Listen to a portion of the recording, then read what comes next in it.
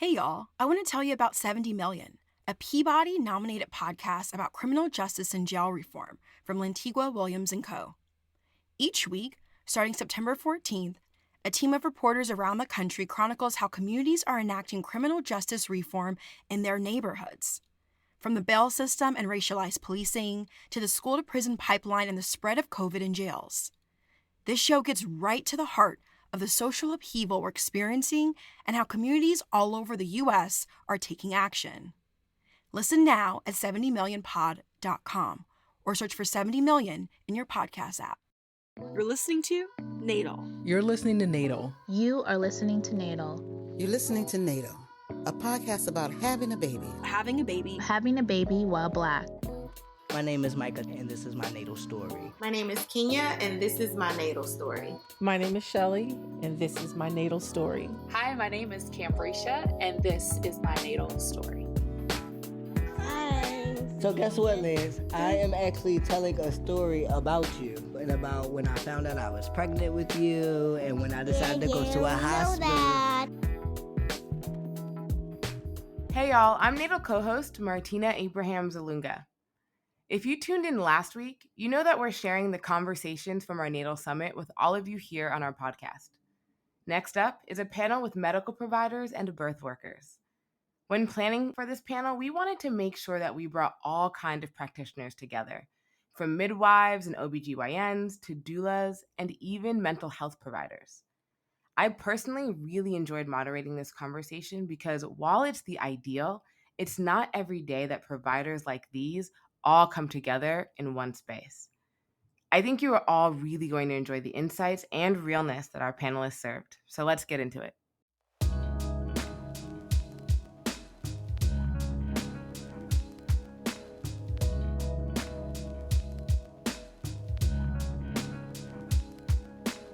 Now we are heading right into our very next session. And we can start to welcome our panelists onto the screen. So this session is all with our care providers. As we mentioned earlier, I am not a parent. I've never been pregnant, and I came to the NATAL very, very green about all things birthing and birth equity.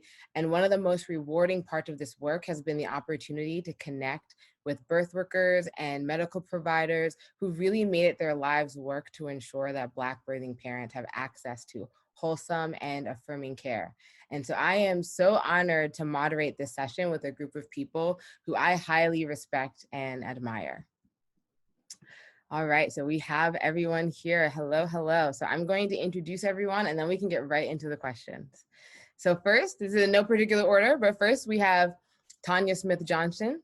She is a midwife and a policy director of Healthy Mothers, Healthy Babies Coalition, Hawaii, which is a local nonprofit agency that is a part of a network of organizations and individuals committed to improving Hawaii's maternal, child, and family health. And I think, did Tanya drop off? I don't know what happened. Oh yeah, we'll let her come back on. And then we have Dr. Simi Bamishe, who actually was featured in our 4th episode of NATAL, but she is a consultation liaison psychiatrist at Cedars-Sinai Medical Center in LA. And she has a special interest in reproductive psychiatry and is committed to ensuring that all women have access to timely and cost-effective mental health care throughout their lifespan. Next, we have Latham Thomas, who is a doula and founder of Mama Glow. And Mama Glow is New York's premier maternity lifestyle brand committed to supporting women along the childbearing continuum and offering a full spectrum approach to holistic wellness. And they are the first company to offer doula support at every stage along the childbearing continuum, including premium fertility doula service for hopeful expectants. And last but certainly not least, we have Dr. Jamila Parrott, who is a board-certified OBGYN and member of Black Mamas Matter Alliance. And she provides on-the-ground, community-based care, focusing primarily on the intersection of sexual health, reproductive rights, and social justice. So let's all welcome our speakers for this panel. You can all unmute yourselves. Hello. Hello, hello. Hi. How are you all? Hello. Thank you so much for welcoming us. It's wonderful to be here. I'm so honored. So my first question is for Tanya and Latham. So, throughout the natal season, we've talked a lot about how birth work has been led by Black women and Black people really for centuries. And now that Black perinatal health and the work that birth workers do, like the doulas and midwives like yourself, are becoming a bigger part of a national conversation, what do you see folks are getting right about birth workers, or how would you reframe that conversation? I'll start. I think one of the things that people don't get right is, in my work as a doula, going into hospital settings and having people ask what's the difference between a midwife and a doula. And these are actual clinicians who should know better, who should know that midwives are especially skilled and even not afraid of a lot of things that we see doctors afraid of. Breech presentation, for instance, is like nothing to a midwife. And you'll see that there is this fear and understanding of navigating the pelvis in traditional ways. A lot of the ancestral traditions that are part of just a waft of practices that are resources and pulled, from in things that we do in care providing. That is collaborative, that is client and patient centric, is something that's not valued across all these spaces. And so I think that, one thing to really get right, there's so many things to change, but one thing to really get right is to really lean into our ancestral traditions, to look at the past, but also to look at the people who are modeling for the future, who are closest to the problem, because they are creating solution sets that actually make sense. And so, because in this time of COVID, for instance, right, where we see tremendous gaps in our care providing system, we see that it's really clear that this nation has built systems against caregiving and has built systems against midwifery.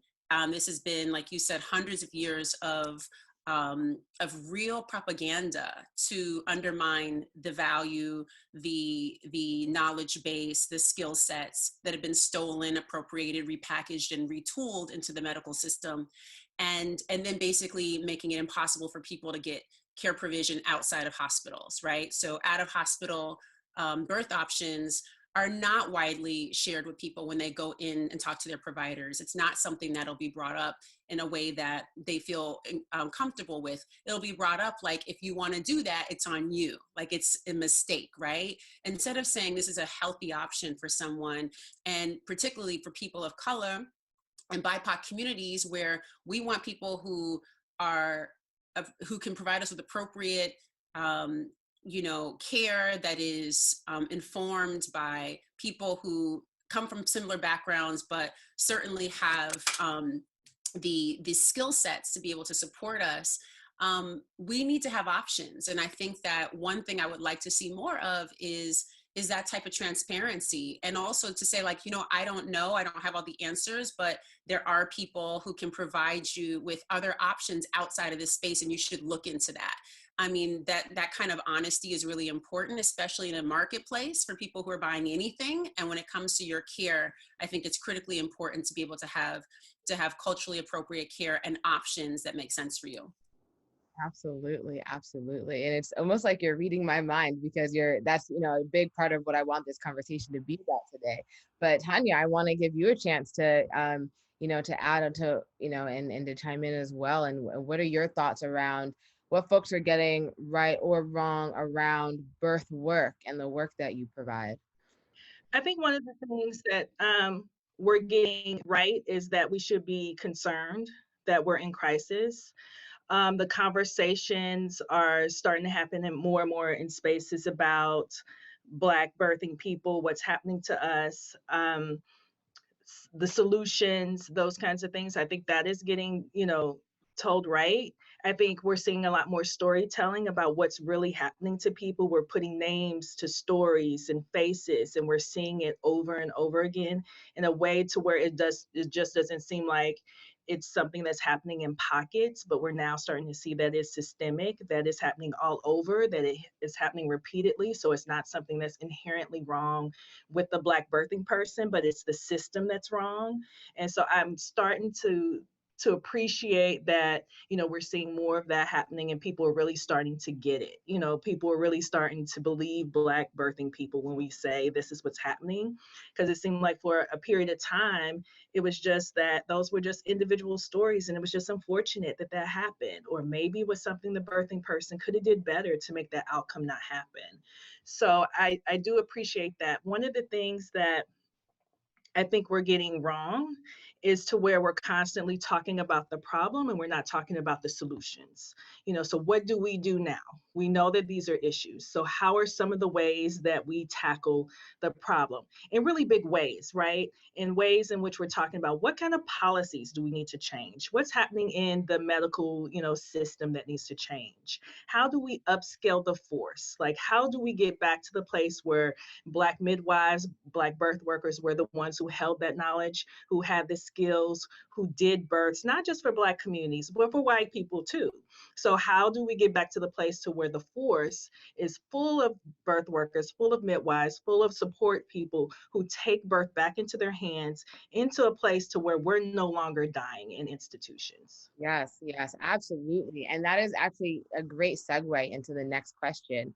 And I really wanted to direct this to Dr. Parrott and to you, Tanya, also. So you each come at this from different points along the care spectrum, right? Working in hospitals, clinics, birth centers, and at home, and helping to support Black families in all those settings. But for parents who trying to work with community-based birth workers and or providers within the mainstream medical system often say that this is a disjointed experience, as you all know. And so thinking of solutions here, what are ways in which these two systems can better collaborate and work together? And what are actionable steps that care providers, we have many on the call with us today, can take to foster stronger relationships and healthier relationships that center Black birthing parents? Do you want me to go? All right. Oh. You can go ahead. So thank you so much. I'm going to go because I just want to really lift up so much of what Tanya said about systems, right? I think when we're thinking about solutions, one of the biggest mistakes we made is really approaching it from an individualistic frame. This idea that it is a one-man show that makes things go right or wrong. And that's the way we're taught in the field of medicine, right? If something goes wrong, who's the person's fault that it is? And when we're talking about birthing people, and particularly Black birthing people, often the narrative we hear is one of blame that centers that individual in terms of poor outcomes. So one of the reasons why so much of my work crosses so many different spaces, right? Clinical practice, policy, public health, is because I know that there is not a single individualistic solution that will bring us the liberatory reality that we're looking for, right? And so it means working across all of these systems and understanding what it means to look at root causes, which are often structures, right? And so the idea that the field of medicine will be the single place in this country that has remained untouched by the legacy of white supremacy is foolish, and it's been harmful, right? This idea that we are uniquely placed to be separate, different, right? Unaffected by legacies of genocide, of slavery, of oppression, of colonization, right? It does not make sense and it isn't logical. And so if we're looking for solutions, we have to begin with that part of it. We have to begin where the assault was made. What does it mean to undo, unlearn, dismantle, destroy, and then rebuild a new system, understanding, beginning from a place where that harm was caused. And so the solutions don't begin at the time the person shows up at the hospital to deliver their baby, right? That's not where we're going to find our solutions. So we have to work at the beginning, the middle, and the end when we're thinking about how we're going to approach this work. Yes, yes. Tanya, did you want to add anything to that? Absolutely. That was beautiful, Dr. Parrott. And I would, add, like, if we wanted to talk about, some like real solutions, some of the things we can do, right? So how about we have midwifery programs in our HBCU medical schools, right? Where there are Black midwives, where they're being trained alongside Black doctors. How about we upscale the force, right? To where we get to a point to where we are actually actively recruiting more Black doctors. We are making sure that those Black doctors are in community, because it's unfortunate that, that 2% of the, of OB-GYNs are Black. And the same cuts across all, birth worker, forces. That's the same for nurse midwives. It's the same for, home birth midwives. So we keep going. So in essence, it doesn't matter where we birth. If you birth at home, if you birth a birth center, you birth in the hospital, if all of the practitioners are white, we never see ourselves. We never see someone who looks like us, who understands us when we birth, wherever that is, then it's going to be problematic, right? So we need to upscale the force. We need to change how med school is taught. I did a quick stint in med school, and I was a young mother, and it was horrific.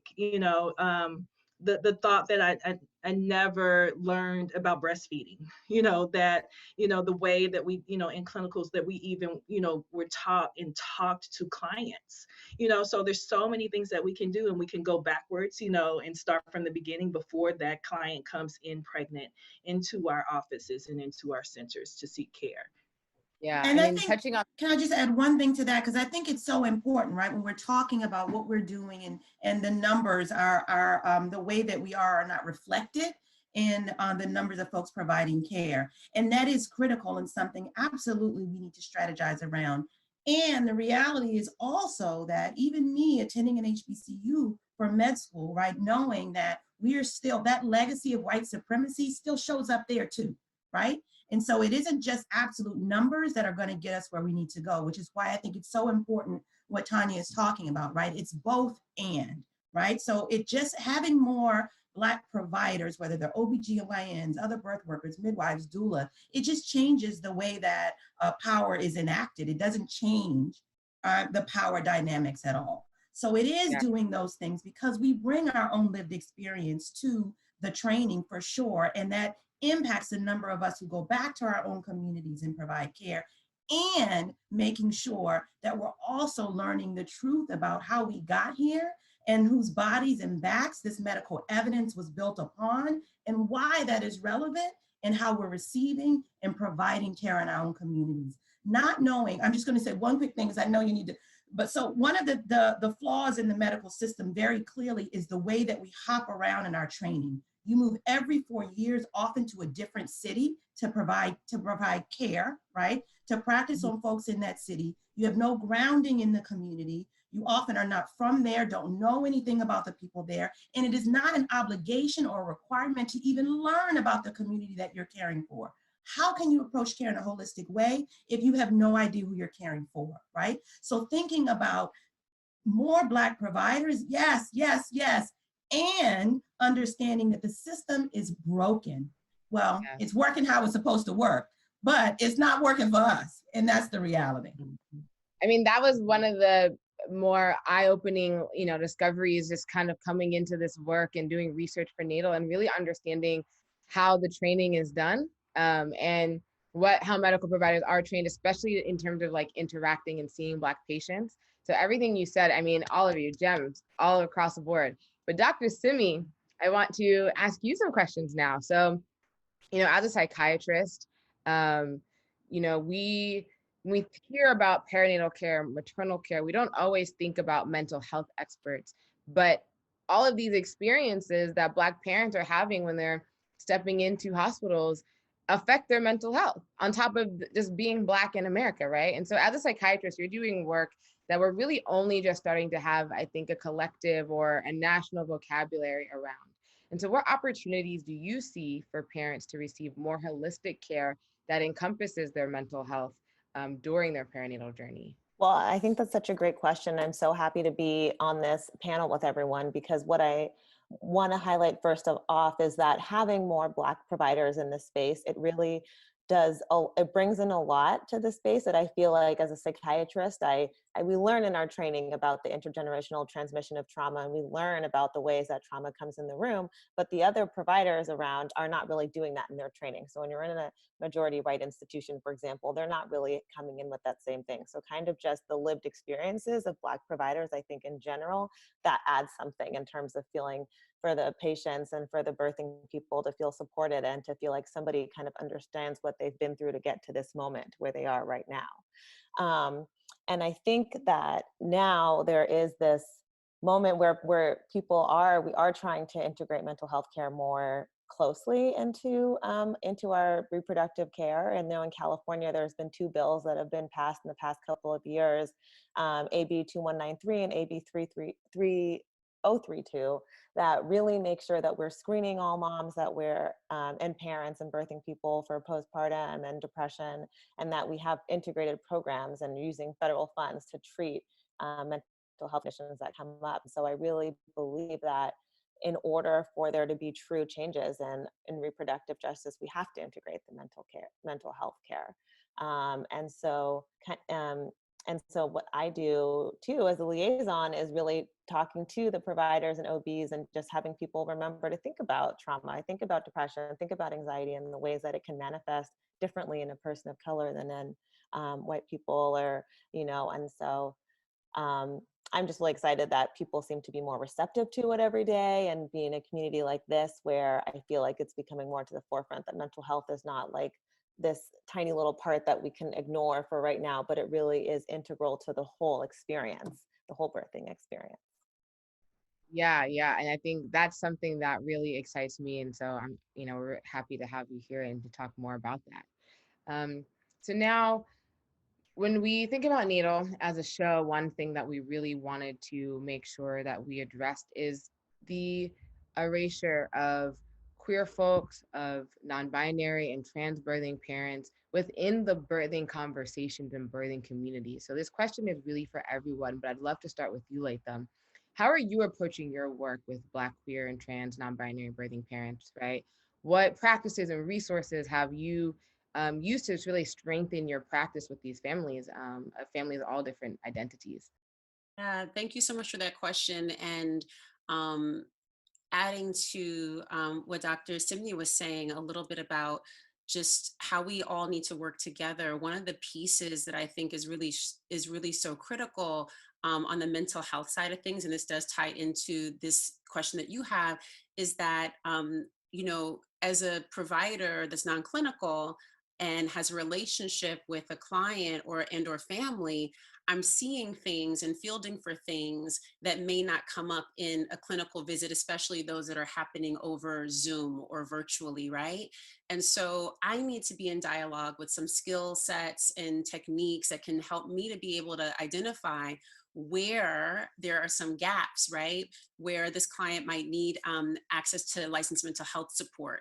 And I think that, especially in our community, we see that we go underdiagnosed, we get misdiagnosed. We can also navigate those tests really easily because people think that we look together, and we can answer questions in a way or present in a way that doesn't necessarily show that we're necessarily candidates for perinatal mood disorders, right? And so, and I think these things come up, especially for people who are navigating a space where they don't feel like they belong, right? And so I find folks that are, however they identify, we know that when you enter into a system that's not designed for us, to succeed, we're going to be hit with, in every direction, we're going to be hit with racism, we're going to be hit with bias, and we're going to be hit with experiences that we can't necessarily articulate and we don't have a patient advocacy safety net for, right? And so what we find is a couple of things is making sure that people have adequate tools to not only self-advocate, but also to just check in and ask ourselves and figure out, like, who do I resource and call or reach out to when I have a moment like this with a provider, one that felt like it was aggressive, if I was aggressed, or if I felt, if I was misgendered, whatever it is that comes up for someone, that they have recourse to take an action, right? Where there's can be accountability. Number two is making sure that people feel seen. Well, first is really making sure people feel seen. Do they feel like they're in a good relationship? Are they in right relationship with you? Are you the right provider for them, right? And if not, like, do you have access to someone who has better skill sets or who is in better dialogue with their needs, and can you work in community with those people to support them? I think making sure that we're aligning with the issues that are on the table for folks who are in this space with us, that it's not like only a certain lane or only a certain issue. There's so many things, there's so many complexities and intersections that we have to honor in this dialogue. And so I think that in the training, that came up also, in terms of education, like, yeah, we have to across the board reframe education. And we also have to look at the relationship that Black folks across the board have with the LGBTQ plus community, because we have not accepted across the board. We have a lot of barriers to not just embracing, but actual acceptance of people being people, right? And so I think that shows up, like Dr. Jamila was saying, like, that nothing goes untouched, and we are all flanked with white supremacy because we just live here on this planet, right? And so it's a matter of just like how much we're engaged with our practice of anti-racism and what that looks like as it shows up in our work as we unbind ourselves from the shackles as BIPOC individuals. But when we're doing this work, that's also the through line is also connected to the trans experience and the non-binary experience. And to also note that historically, being embodied Black was also very non-binary for us. Like as Black women, we were not allowed to be women. We were not allowed to be seen as feminine, to have feeling, to be embodied. And so even as we navigate this space, there are a lot of similarities in how we were and how our bodies are looked at, right? When we talk about people who are looking at us from a different lens. And so I think that we have to see some of the actual similarities in our experiences of oppression and how we can also come together and fight for better care and better outcomes for us across the board. But I do think that it does take, you can't just like show up and think that just because you're Black, okay, I can serve this person.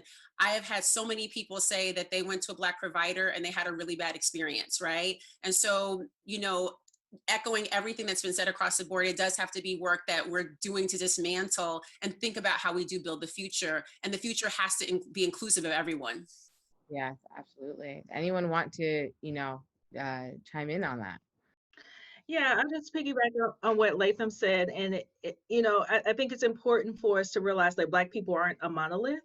We're not homogenous. We don't all think the same. We aren't all the same, and, as we think about decolonizing, as we think about intersectionality, we have to understand what that means for us within our own community. What does that mean, for non-binary, non-conforming, LGBTQI plus people, and caring for them and seeing them, like Lathan said. So how do we see them? How do we, as practitioners, take care of them? How is our language when we speak to them?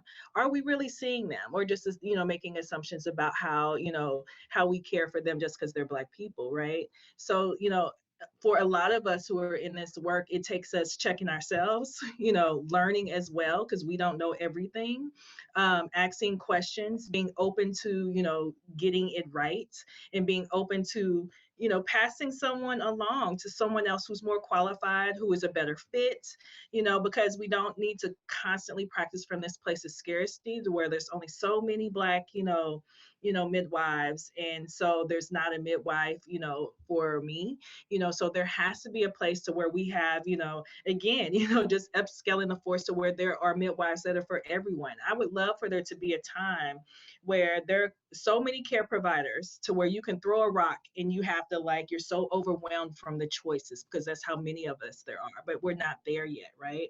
So yeah, so it takes us like understanding, within the Black community, having those conversations, and those are some of the conversations we're not quite ready to have yet. But how do we care for all of us? How do we make sure all of us are seen in our intersectionalities, in our disabilities, seen and unseen? How do we care for each other and make sure we're all held in that way? I mean, that's huge. What you're saying is really approaching this work from an abundance mindset, right? And that is the true essence of community care. It's like there is enough here for all of us to get the care that we need, but also as birth workers for you to have the work that you need, But I want to, Dr. Parrott and Dr. Simi, anything to add there? What I'd say is that this is the reason why I think it's important that we're not just talking about medical racism, but the influence of white supremacy on our work. Yes. Because racism is a piece of white supremacy, but not in its entirety. And so when we're thinking about all of the intersecting oppressions in which we live, whether it's ableism or issues around seeing and LGBTQ folks in our work, whether we're talking about nativism and the enthusiasm around the birth, where you're born and your nationality, right? And so understanding that all of those intersect to make up the components of white supremacy. So when we're talking about how we want to dismantle these structures, right, then it's not just looking at race as a single monolithic, as Tanya said, unit, right, but at the intersection of all of these things. And it will take work. That's true, right? This is a long game. We didn't get here yesterday. We won't get out tomorrow, right? Understanding that it's all of these pieces together. Absolutely. Dr. Simi. I mean, everyone, you guys all said such amazing things. I think, there's not a lot I have to add there, except that I think I'm always learning. I'm still early in my career. And I think of all of us being able to approach it with humility, because what you said, Tanya, Black people are not a monolith. And I don't know, I can't just look at any of you and know your experience. And so I think always learning, always being open to feedback from my patients or my colleagues or other providers, I think is going to continue to be so amazing. And I love that all of us are so open to that. Oh, amazing. Well, then I have a question for you, and this is again for everyone, but we can start with you, Dr. Simi. Just thinking about the kinds of investments that are needed to really build out more integrated models of care, especially where the position you're in, really thinking about mental health and integrating that care more holistically into this perinatal care in general. What kind of investments are, from your perspective, are needed to really build out this kind of integrated models? There are a lot of integrated, or not a lot, actually, there's a few integrated models of mental health care in this country, and they have various levels of the way that they integrate. But I think the key is to really have a mental health provider as part of the OB team, which ideally is also going to be including doulas and midwives, in addition to OBGYNs and nurses, because they're in one place and on the same page is going to be such a key. So that's what I think. I think if there could be a psychiatrist or therapist in every single practice, I think that would be a great place to start. I don't exactly know where the money's going to come from that, but somewhere we have to find it, because it's so important. Absolutely. I think it's important, right? To what we're talking about is shifting who's in the center of the way that we do our work, right? And so in the schematic that Dr. Simi mentioned, the person is at the center, right? Yeah. Not the payer, not the system. And that's the way that we operate now. And so these silos that exist outside of the care network are arbitrary. We know that what's happening outside of the exam room, outside of the clinic, outside of the hospital is also happening in the room. And so we pretend as if they are disconnected. And so no one is healed. Not the patient, not the provider, not our community, right? Not the nation. And so the reality is that unless the person who is in the middle of it is actually truly centered in the care, then it will continue to not just feel disjointed, but to actually be disjointed. Absolutely. And Latham and Tanya, do you have anything to add before we get to our last question? I mean, I think that one of the things that's been really positive from this COVID, from our perspective, is that it's leveled the playing field for access to things like this, right? Educational tools, meeting spaces, convenings. A lot of people have had time to reflect on how they want to show up in the world and what their particular imprint will be on this world. And a lot of people have shown up because of this in the past couple of years, the seminal pieces that have come out about the Black maternal health crisis. People have said, what can I personally do, right? And so you see people saying, well, maybe it won't be full-time, but I want to become a doula. I want to do that education for myself because I might start a family, or because I want to heal my own personal trauma with birth, or I may want to take this on as a career. But whatever it means, this moment with creating more access digitally speaking, I think has been really great for so many people to learn. And so what I hope is that as we emerge and go back outside, that we can take a lot of these tools, these learnings, these things that have come from convenings like in spaces like this, and continue to further educate ourselves, but also look at look at how we were before. There was obviously some things dysfunctional about how we were living. I'm not talking about that stuff, right? The commuting and working long hours and that, but I'm talking about how we used to gather, like our lives depended upon it, right? And that's how we actually evolved. And so what does it mean when we come into community? What does it mean when all of us who are in a call like this are in a room together, right? And what is possible when we start to think about how do we build a future? Because, you know, what Black people really do is build the future, right? Like we are really the people who lead what's going to happen, you know, in the future. Is it really starts with us. And so it's like we're going to be the ones who take it forward. And so I just encourage all of us to think about, like, what's my imprint on the future, and how do I actively invest in that? And then how do I also actively divest in systems that are not supporting and serving myself and people who look like me? What are those systems? Start to identify, and then collectively start to take action to actively divest, because it's not enough to just say, I don't support this or I don't like this. We have to also start to move collectively, like we do when we build, as we would like to do when we start to dismantle things as well. Oh, amazing. Thank you. And Tanya. Yeah, I would just say, you know, again, like Lathan said, I think COVID has, you know, laid us bare, and we see all the ways in which, you know, we were broken, and in ways that maybe like we didn't realize, you know, but now since we had, you know, sit ourselves down and we had to stay inside, you know, a lot of people are starting to think about the ways in which we have been caring for ourselves and each other, you know, being unable to be in community. What does that look like now? So, you know, as I'm seeing clients who are struggling, you know, right now, you know, who've given birth within, you know, COVID, without having family support, without having community care. So I think a lot of us here on the ground, you know, realize like this is a moment for us to push, and to push hard, because, you know, we have, you know, not that we, you know, can't lose anymore, but we're at the, you know, pretty much at the point to where we have nothing to lose. So why not push? Why not, you know, be in these spaces and say, like, what is it? How do we restructure the future? How do we come out of this, you know, bigger, better, you know, more cared for? And I think all of those, you know, we're starting to think about, you know, children, we're thinking about elders, we're thinking about community care in these ways because we have to. Yes. Because we're in a space to where we're like, what do we, you know, we didn't think about, you know, mothers and mothering and people parenting until we're in this space where we're all home with our children, and we realize how much work that is, Right. you know. So I think right now we're in these spaces where we're, you know, where we're thinking about how do we restructure the future? How are we going to be forward thinking, and how are we going to come out of this, not just in a response to COVID, but how to build the future in a way that serves us better. So that's what I'm hoping, that we, you know, we continue to push, and that we use this moment to build.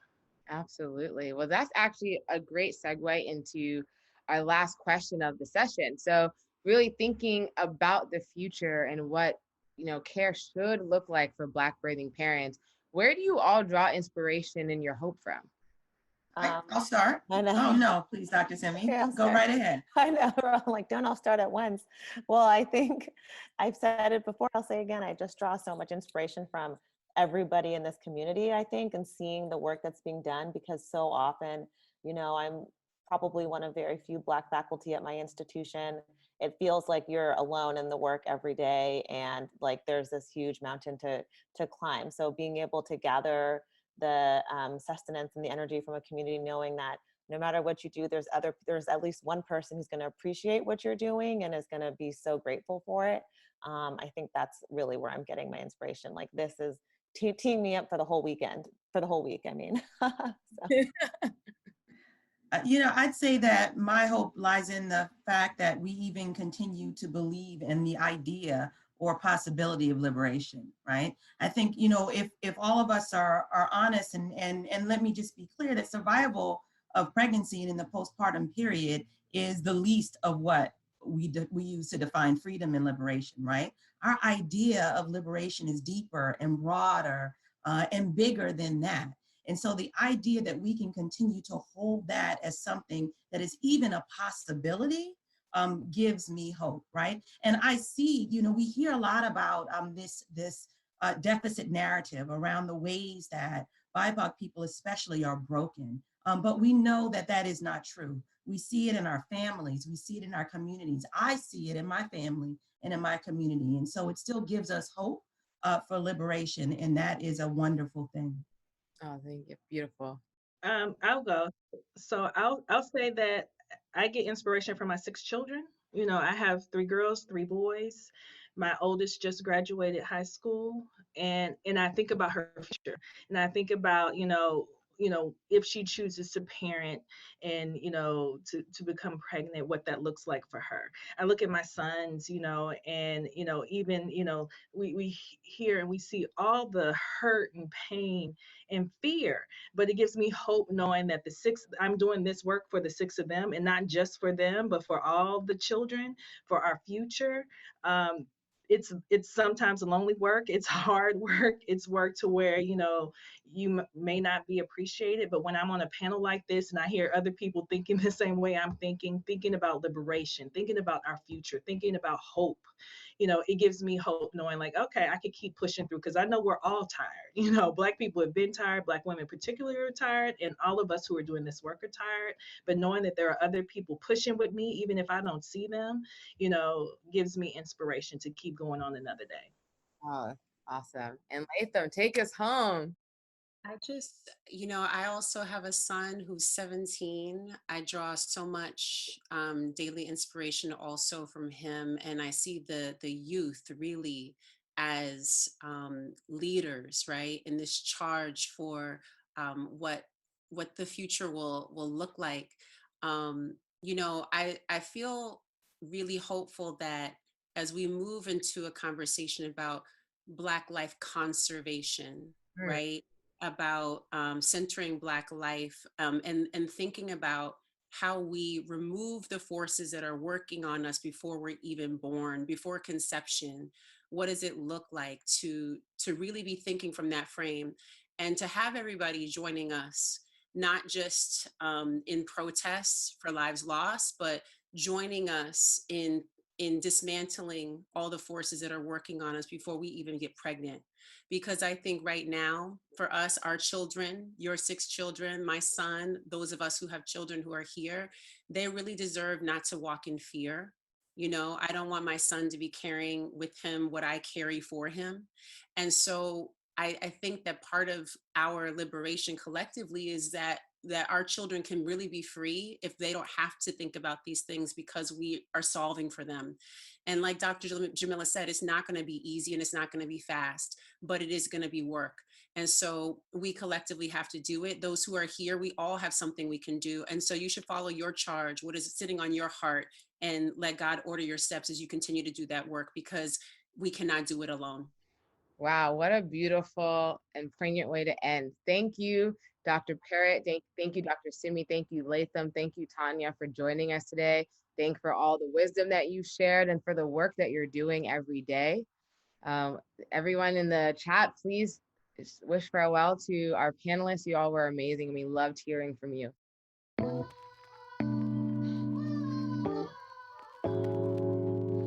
We want to give a special thanks to USC Annenberg Center for Health Journalism, specifically Danielle Fox and Andrew Perez. And also, big shout out to our awesome research assistants, Flo Ibam, Opeyemi Famakinwa, and Mackenzie Groh. And shout out to our NATAL Summit sponsors, Black Mamas Matter Alliance and Stork. Finally, a huge thank you to our guest editor, Tressa Versteg.